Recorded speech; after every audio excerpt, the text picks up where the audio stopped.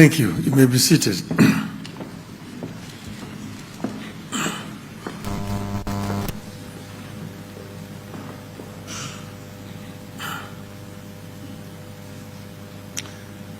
Your Excellencies, Honorable Prime Cabinet Secretary and Secretary of Foreign Minister of Foreign Affairs of the Republic of Kenya, Your Excellencies, permanent representatives of member states of the African Union, the leadership of the African Union Commission, which is here, friends of the African Union, ladies and gentlemen, good evening. Assalamu alaikum. Mes amis, bonsoir. Hamjambo. I am very delighted to see such a big audience here in Addis this evening. And I'm so happy to have been introduced by two very prominent African ladies here. It shows the women power of Africa.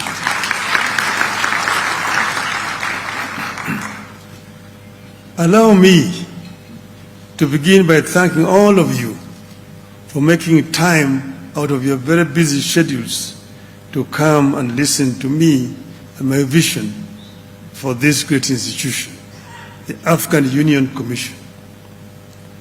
I do not take your presence here for granted. I know that you have other things that you have prepared to do today, but you chose to come and be with us.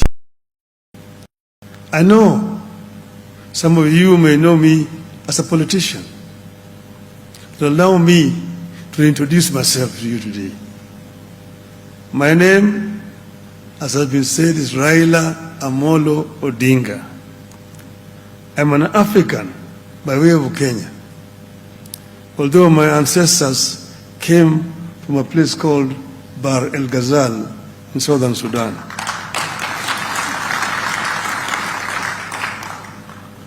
I am a mechanical engineer by training, a businessman, a former prime minister, a grandfather of 5, a father of 4, a husband of 1, that I know of, and a lifelong servant of Africa, but you may call me also Baba. Many of you have heard of me because of politics, which, as you know, can be a challenge.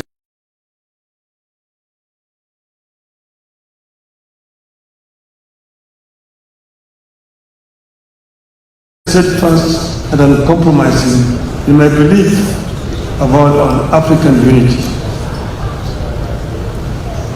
I was born into the state of Pan-Africanism as the son of a pioneering leader, Jaramogi Oginga Odinga, and under his tutelage and guidance, I was exposed to the rich tapestry of Africa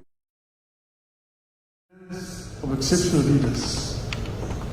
I have witnessed both the continent's greatest aspirations and its most challenging trials. I have experienced the vision and dedication of the founding fathers like Nnamdi Azikiwe, Kwame Nkrumah, Julius Nyerere, Ahmed Sekou Touré, Gamal Abdel Nasser, Ahmed Ben Bella, and recently, Nelson Mandela. I have also lived through the collapse of that grand vision, and have an occasion to watch as the world rapidly transformed, while back at home, we are developing at a slower rate. Thankfully, the vision of the modern AU as we know it was brought back to life by Presidents Thabo Mbeki, Olusegun Obasanjo, Abdullahi Wade, and Abdulaziz Bouteflika. We thank them for their contributions. Indeed, Africa has given all of us the tools to succeed, which is why I'm determined to give back to Africa. And we're meeting here today in Addis Ababa. Addis Ababa is not the head seat of OAU or of AU by accident. This is the cradle of mankind. By contemporary knowledge of science, the oldest species of humanoids living around this region here, from Ethiopia down to Kenya. So here you are back home. And they say that Adam was the first human being who was an African.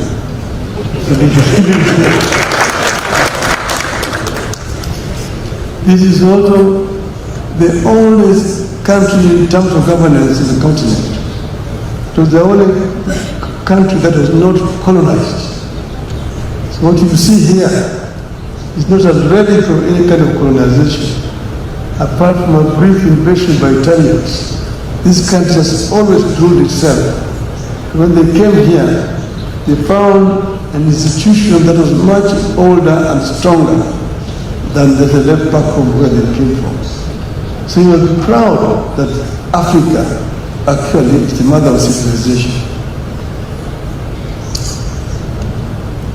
When Africans were struggling, Ethiopia offered support for liberation of Africa.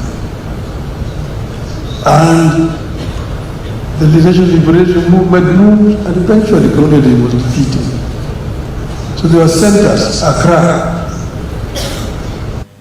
Cairo, Addis Ababa, Dar es Salaam. Those were the origins of African Organization of African Union. 2.5 weeks ago, we were here in Addis Ababa to come at the launch of the refurbished African Hall, where the Organization of African Unity was founded in May 1963. At that time, I came under a different category. I was invited as a descendant of my father, who was one of the founding fathers of the Organization of African Union. At that time, a big part of Africa had already been liberated. They were represented by presidents. But there was part of Africa which was not free, Kenya was being one of them. Kenya, Zimbabwe, Zambia, then Rhodesia, Mozambique, Swaziland, now Eswatini, South Africa, Basuto land then, now Lesotho, Botswana land then, now Botswana, West Africa, now Namibia, Equatorial Guinea, Guinea-Bissau, Sao Tome and Principe, and Cape Verde. So, in that congregation of the African leaders, presidents, the two people who spoke on behalf of the liberation movements, and that was Nelson Mandela, Jaramogi Oginga Odinga. So now we were invited as the descendants of the founding fathers to witness the opening of that hall. That is why I was here last time. Now, my extensive travels across the length and breadth of Africa have exposed me to the enormous riches and unexploited opportunities in our great continent. I have also had the opportunity to serve the African Union High Representative for Infrastructure Development in Africa between 2018 and 2023, for which I remain profoundly grateful. But I have also represented the AU in other capacity. When Ivory Coast was in turmoil, the then chair of the AU, Mr. Jean Ping, approached me and asked me to be the African Union representative to mediate in the crisis in Ivory Coast. I have also been involved in other peace initiatives in Burundi under Maldimu Julius Nyerere to negotiate peace in Burundi. I was also involved in Mozambique when there was a crisis, when the opposition had refused to accept the results and they needed somebody to go and bring them together. I was involved in the negotiations in Mozambique. So I understand Africa from other perspectives. But I was introduced, was asked by the current chair to be the High Representative of Africa on the field of infrastructure. And I know most of the representatives here from that perspective. This position gave me the opportunity to further appreciate Africa's myriad infrastructural and associated challenges. Here we were dealing with several infrastructure across the continent. We were dealing with trans-African highways, because Africa has got a elaborate program, PIDA, Program for Infrastructure Development in Africa, with presidential champions for all these infrastructure projects. But there are several challenges that are being faced. That position gave me the inside story of what needs to be sorted out in the African Union. We were dealing with trans-African highways, the Cape to Cairo, the Tunis to the Cape, the Dakar through Bamako, Khartoum to Djibouti, the Dakar to Lagos, Lagos to Mombasa. Then you have the trans-African high-speed railway networks from Beira in Mozambique through Zambia, DRC to Lobito in Angola, and then down to Walvis Bay in Namibia. Then you have the trans-African high-speed railway, again from Lagos through the western coast all the way to Cairo. Then you have the LAPSET, the Lamu Port, South Sudan and Ethiopia corridor, which we later on revised to move the railway line from the port of Lamu in Kenya through South Sudan, the Central African Republic, Cameroon port of Kribi, to create a land bridge that links the Atlantic and Indian Ocean and opening up the interior of the continent to transport and trade. These were major challenges. Then we are dealing also with energy.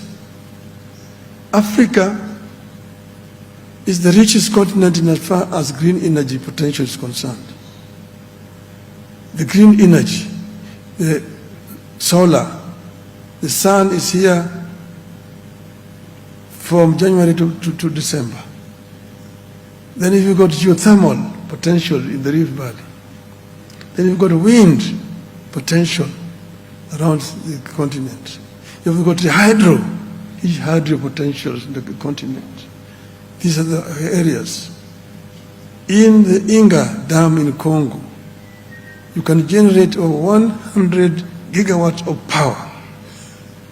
And then you can use that to supply energy across the continent and lower the cost of energy in the continent. You have got the Southern African Power Pool, you've got the Eastern African Power Pool, the Central African Power Pool, the West African Power Pool, and the North.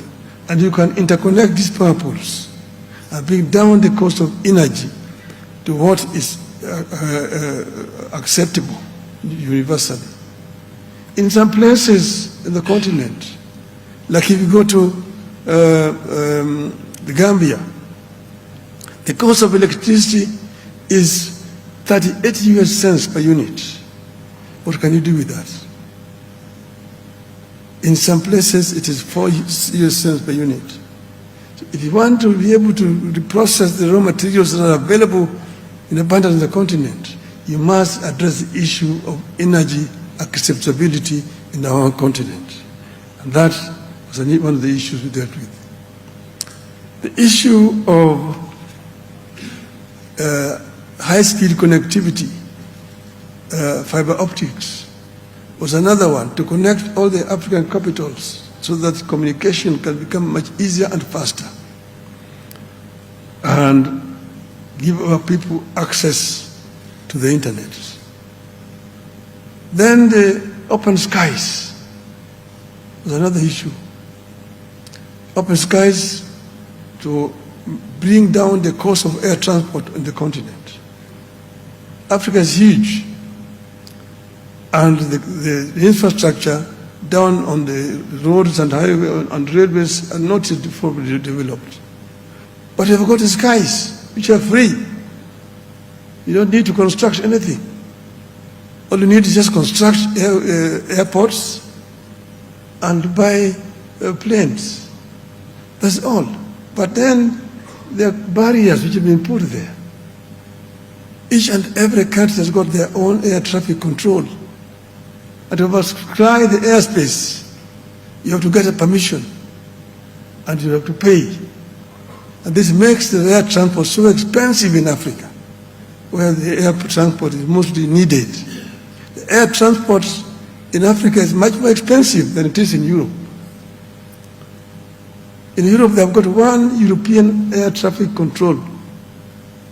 And once you've been cleared, you can't just fly, you only inform the other countries that I'm overflying, and you have no problem. In Africa, you have to wait days to be given a clearance if you are trying to fly with your own aeroplane. The other time, I was trying to fly from Dar es Salaam to Niamey in Niger for a conference. I was holed up in Dar es Salaam in an hotel for 10 hours because you must get an overflight clearance over Uganda, DRC, Central African Republic, Cameroon, Nigeria, and Niger itself. At that time, I was going for the funeral of the president of Namibia. I'm sitting in Nairobi at the airport for 3 hours to get clearance over Tanzania, DRC, Zambia, Botswana, and Namibia itself. So these are self-imposed restrictions on our continent. This is what we call the low-hanging fruits that you can harvest without a problem. But these are still there as a challenge. These are some of the problems that we were dealing with when I was there. And saying that this means a challenge that we need to deal with going forward. Then, in the continent, we have the youth. The youth is the biggest asset that we have in our continent. African continent is a young continent because 70% of our youth are below the age of 35. This can be an asset, or it can also be a challenge. Because the youth, if they are not empowered, they become a drag on the economy. They become drug addicts. They become criminals. And they become a drag on the economy. But if they're empowered with skills,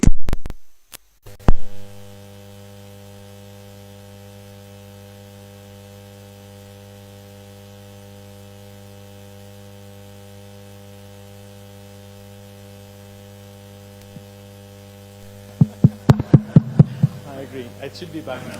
So, thank you. Thank you. So, our youth are the biggest resource that we have in the continent. But we first need to give the youth the requisite tools that they require to be able to create wealth for our continent. This is another major challenge to us. This is what other countries have done. This is what China did. China empowered the youth and gave them skills so that when they opened up their economy, the big manufacturing companies rushed to China because they saw there highly skilled and cheap manpower and also cheap raw materials. So you go to China, all the major manufacturing companies are in China. The automobile, Mercedes is there, BMW is there, Volkswagen is there, Peugeot is there, Citroën, Volvo, Ford, Toyota, Nissan, Hyundai, all of them are in China. In Germany, they tell me it is cheaper to manufacture a Mercedes-Benz in China and ship it back to Germany than the one manufactured in Stuttgart, Germany. That enabled China to move 600 million people from poverty to middle income status. So China is today no longer the cheapest destination because most of the people have become more affluent. A gap is left down there underneath which Africa can fill.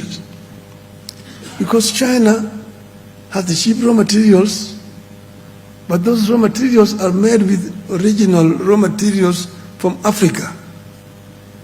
They have cheap industrial materials. They have got steel, they have got copper, they have got aluminium. But all those are made with raw materials coming from Africa. So if you can do the value addition on the continent, then you don't need to, people don't need to go to China. Those industries will come to Africa. And Africa will become the next factory of the world. This is one of the things that I have in mind.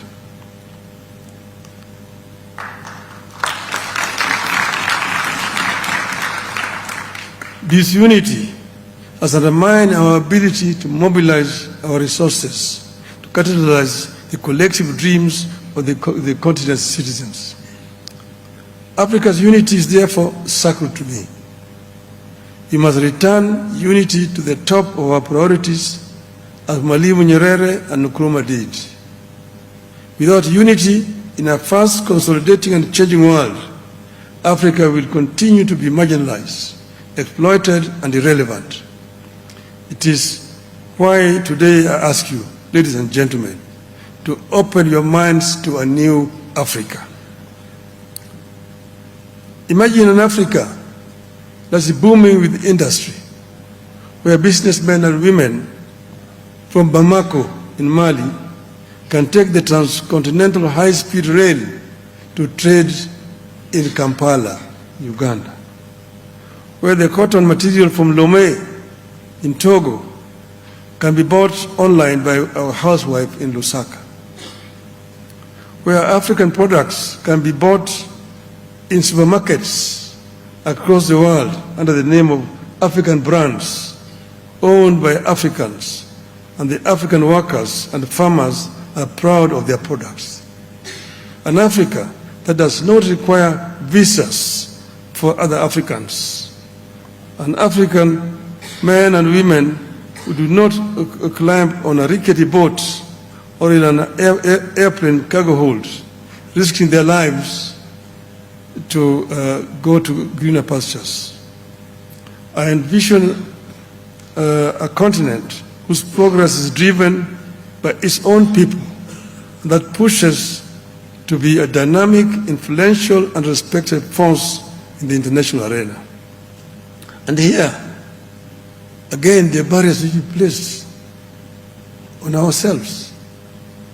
My friend Aliko Dangote, one of the most prominent African businessmen, tells me, Raila, it's so difficult to do business in Africa.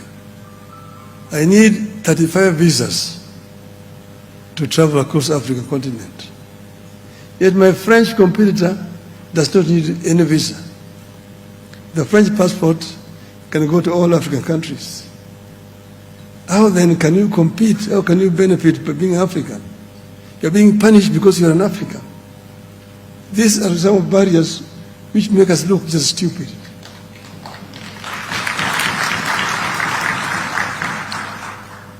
In Europe, when I was living there, traveling in Europe was very difficult. You had to have a visa. When I was traveling from Germany to Britain on a train, I needed a visa to transit through Belgium or Holland, 2 visas. And if you did not have that visa, they put you back on the train back to where you came from. Today, you don't need a visa in Europe. The Schengen visa, you can go to any country in Europe. You only get, if you're traveling by road, you only get to know that you have crossed the border by seeing the different registration numbers. And so Europe has become a village. Why can we not do that in Africa? I intend to see that we introduce Africa, the AU visas like the Schengen visa.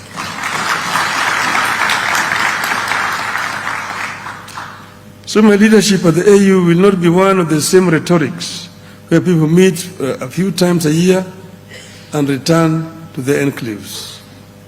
My leadership will be pegged on the dreams of our forefathers who expected that by now Africa would roar in one united voice. So here we know every year there's a General Assembly here. The jets come, land, and they move in here. Coming into these premises is not as easy as you came today. Today it was easy because you are coming to meet a candidate. Then those days there's a lot of security. Then there's a lot of talk in the halls here. Monsieur le Président, this and that, resolutions are passed, and off the jets will leave again Addis Ababa.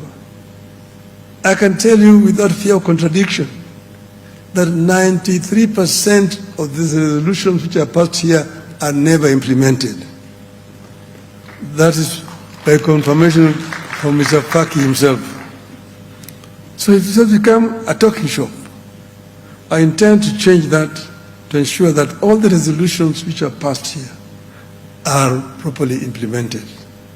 So we will not put anything in the agenda and the resolution if we know it cannot be implemented. And if it's not implemented, we'll have a very good reason to explain why it was not implemented. My vision for the youth is to place them at the center stage and driving force behind the innovation and change. Today, African youth are drowning on ships and boats, rickety boats, trying to get to Europe, going to greener pastures.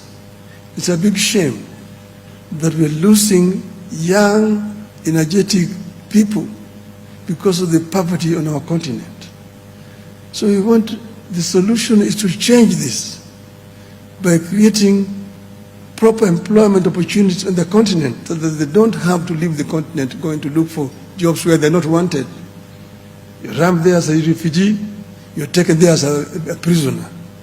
It's a big shame. So these young people will find jobs here. Pick a vibrant cities buzzing with energy as young entrepreneurs leverage technology and creativity to build dynamic businesses.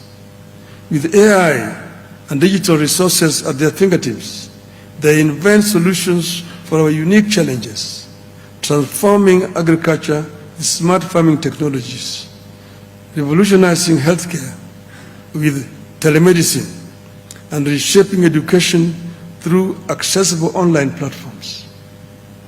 Our young minds are not just participants in the global economy. They are leaders, innovators, and change makers. My economic transformation plan envisions an economically transformed continent, thriving on the richness of its resources and the unity of its people, a continent that not only sustains itself, but is a powerhouse of global trade. The African Continental Free Trade Area will be more than a policy. It will be a reality. Imagine goods flowing seamlessly across the borders, facilitated by advanced logistics and digital platforms, creating jobs, fostering innovation, and ensuring that no Africa goes hungry. My environmental sustainability plan envisions our rich biodiversity. It is protected, and our natural resources are managed wisely. In the face of climate change, we lead the way in renewable energy, harnessing the sun and the wind power to power our homes and industry. Our agricultural practices need to be regenerative, preserving our land for future generations and ensure food security for all. Africa is not the offender in this debate on climate change.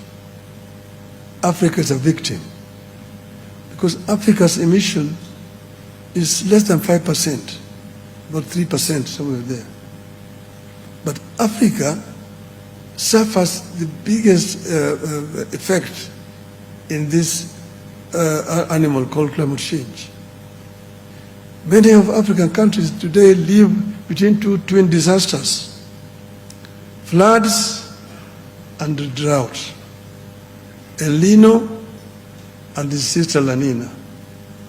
The floods, when the floods come, they destroy homes. People drown. Our infrastructure is devastated. Bridges are washed, and so on and so forth. And when the drought comes, livestock is dying. People go hungry. There's no food, famine, and so on. So first, we need to make our contribution to this agenda of climate change by greening Africa, rolling back the desert. But we are also the biggest arable land available today on the planet Earth. So we make use of what we have on the continent. But in the negotiations for compensation, if you go as Benin, as Cape Verde, as Egypt, as Senegal, as Kenya, they just look at you. I have been in those COPs. I was in COP 15, I was in COP 16, I was there in Copenhagen, I was in Cancun, Mexico. I've been in a number of those COPs. I was in Sharm el Sheikh. Now I'm not going to Baku next week. It's Baku, and next year it is in Brazil. But it's a talk show. People talk and they keep on pushing you, pushing you. They make promises of billions, but when it comes to contributions, nothing is happening. But if Africa negotiated as Africa, it will be a different matter altogether. But if you go as individual countries, you will keep on being pushed left, right, and center. And that's why we must have one agenda on this issue, climate change, and say this is what it is, these are our terms.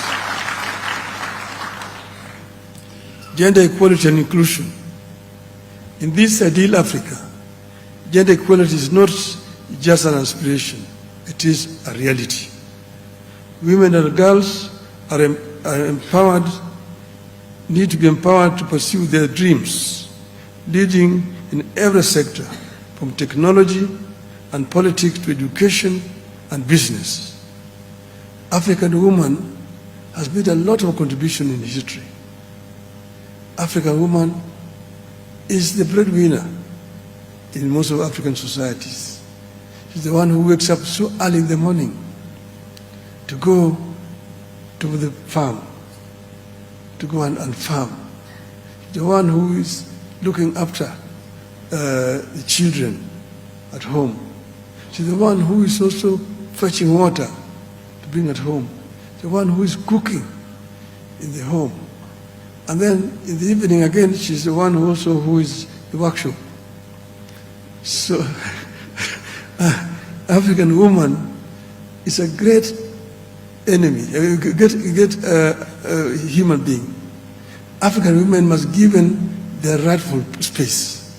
They must be respected and empowered. We must ensure that their voices are heard in every decision-making process, creating a balanced and equitable society. Cultural renaissance. Let's envision a cultural renaissance in Africa. An African that celebrates its rich heritage while embracing modernity. Our art, our music, our literature resonate worldwide, showcasing our talents and telling our stories. Festivals and cultural exchanges thrive, reinforcing our bonds and inspiring future generations to cherish and promote our diverse cultures. Of course, with this ambitious dream, there must be a plan, which is why my campaign and my leadership have come up with an extensive technological innovation plan, utilizing artificial intelligence as its bedrock. In this future, we embrace technology as an enabler of progress. Cities are smart, utilizing AI to optimize everything from energy consumption to transportation systems. Education is accessible to all, with digital classrooms that open doors to knowledge regardless of location. Our health systems are strengthened through telehealth and AI diagnostics, ensuring that every individual receives quality care. But fundamentally, my rallying call is the leadership of Africa, that we join hands and make sure that no African is left offline. Every African should be online. And now let me conclude. A call to action. Today I invite each one of you to imagine this Africa, a continent bursting with potential and brimming with possibilities. As I present my candidacy for the position of chairmanship of the African Union Commission, I'm committed to turning this vision into reality. But I cannot do it alone. It will take all of us, leaders, innovators, and every citizen working collaboratively to dismantle barriers, foster unity, and pursue excellence. Together, let us harness our collective power to create a future where Africa stands tall on the global stage, an emblem of resilience, creativity, and unity. Let us embark on this journey towards a brighter and more prosperous Africa. Africa is the richest continent on the planet Earth in terms of strategic raw materials that have made other parts of the world rich. The paradox is that the richest in terms of resources is also the poorest in terms of living conditions of these people. This is what we need to change so that African people can be rich people. We have been blaming others in the past, but the time for blame game is gone. Now is the time to act as Africans, and we take our destiny in our own hands, and we work collaboratively to uplift the living conditions of African people. They are those people who do not believe that Africa can develop. So they are what they call Afro-pessimists. Afro-pessimists are those who think Africa is a lost cause. But the Afro-pessimists, like myself, are those who believe in the ability of the African people to develop Africa. Africa will not be developed by foreigners coming to Africa. The foreigners will come to invest, not to develop, but to make money.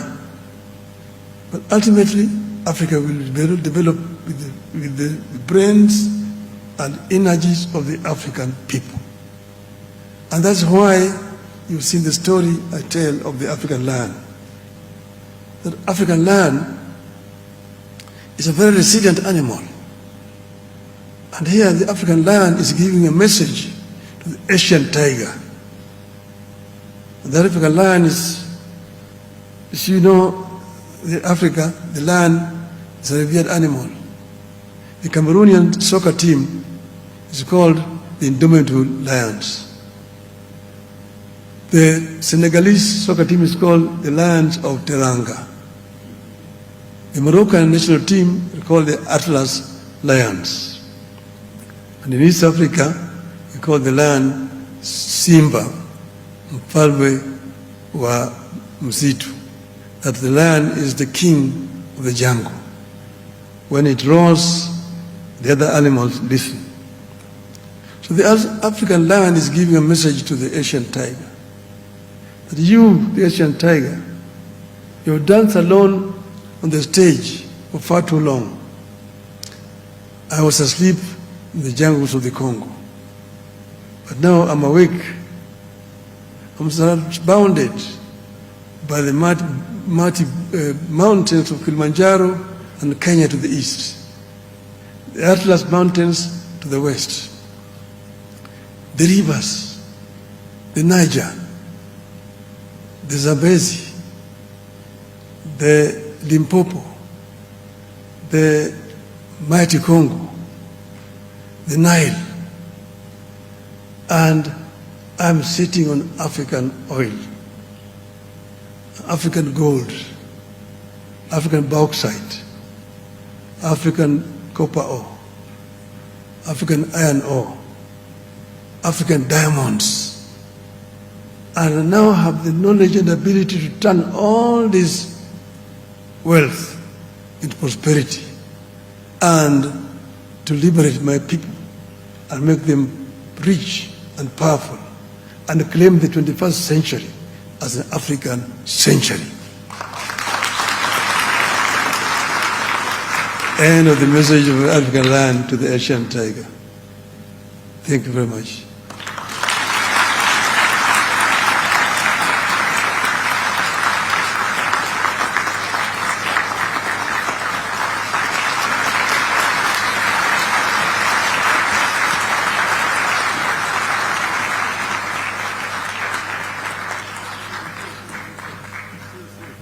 Ladies and gentlemen, let's continue to applaud. Yes. Let's please continue to celebrate him. He has one more thing to add. Give him a minute, please. I'm very sorry. We have here Ambassador Selma Maliki from Algeria. Is she around? Yeah, maybe she might want to come and say jambo.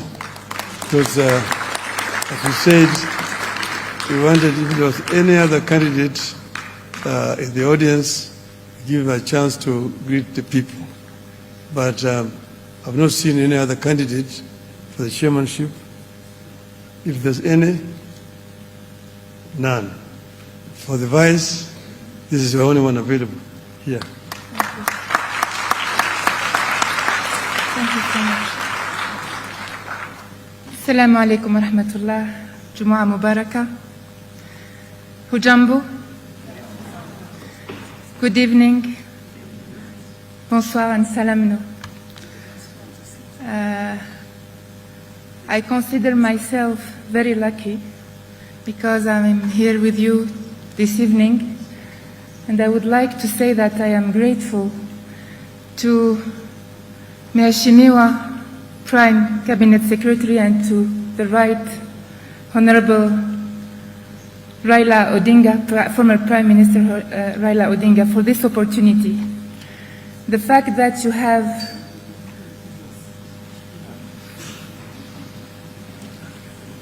the fact that both of you have had the generosity to invite today all the candidates, and I happen to be one, for the position of DCP, while we are gathered today and this evening for the launch here in Addis Ababa of the campaign of